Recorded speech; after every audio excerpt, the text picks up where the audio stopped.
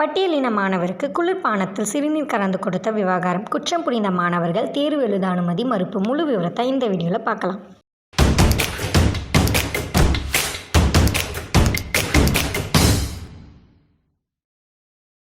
திருச்சி ராம்ஜி நகரை அடுத்துள்ள நவலூர் குட்டப்பட்டில் செயல்பட்டு வரும் தேசிய சட்ட பல்கலைக்கழகத்தில் இளங்கலை சட்டப்படிப்பு இறுதி ஆண்டு படித்து வரும் பட்டியலின மாணவருக்கு கடந்த 6ஆம் தேதி இரவு சக மாணவர்கள் இருவர் குளிர்பானத்தில் சிறுநீரை கலந்து கொடுத்துள்ளதாக கூறப்படுகிறது. இதனை மறுநாள் அம்மாணவிடம் கூறி கேலி கிண்டல் செய்ததாகவும் கூறப்படுகிறது. இதனை கேட்டு அதிர்ச்சி அடைந்த மாணவன் இச்சம்பவம் குறித்து தனது பேராசிரியரிடம் தெரிவித்துள்ளார். புகார் பல்கலைக்கழகத்தின் துணைவேந்தருக்கு அனுப்பப்பட்டது. இதனைத் தொடர்ந்து குற்றம் புரிந்த 2 மாணவர்களும் கல்லூரியிலிருந்து இடைநீக்கம் செய்யப்பட்டனர். இதனைத் தொடர்ந்து இந்நிகழ்வு குறித்த விசாரணை மேற்கொள்ள 3 பேர் கொண்ட விசாரணை குழு அமைக்கப்பட்டது.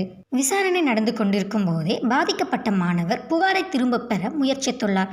ஆனால் ராகிங் சட்ட விதிகளின்படி புகாரை திரும்ப பெற இயலாது எனவும் உரிய முகாந்திரம் இருந்தால் சட்டப்படி நடவடிக்கை எடுக்கப்படும் எனவும் பல்கலைக்கழக பதிவாளர் விளக்கமளித்தார். விசாரணையில் மாணவர்கள் ராகிங் செய்யும் நோக்கத்திலேயே இதுபோன்று செய்ததாக விசாரணை குழு அறிக்கை தாக்கல் ஒன்று செய்துள்ளனர். இதையடுத்து விசாரணையின் அடிப்படையில் பல்கலைக்கழக பதிவாளர் பாலகிருஷ்ணன் குற்றத்தில் ஈடுபட்ட 2 மாணவர்கள் மீது திருச்சி ராம்ஜி நகர் காவல் நிலையத்தில் புகார் கொடுத்துள்ளார். இது குறித்து காவல்துறையினர் விசாரணை மேற்கொண்டு வருகின்றனர். இந்நிலையில் பரிந்துரை குழு குற்றம் புரிந்த 2 மாணவர்களையும் நடப்பு கல்வியாண்டின் தேர்வை எழுத அனுமதிக்க கூடாது என பரிந்துரைத்தது.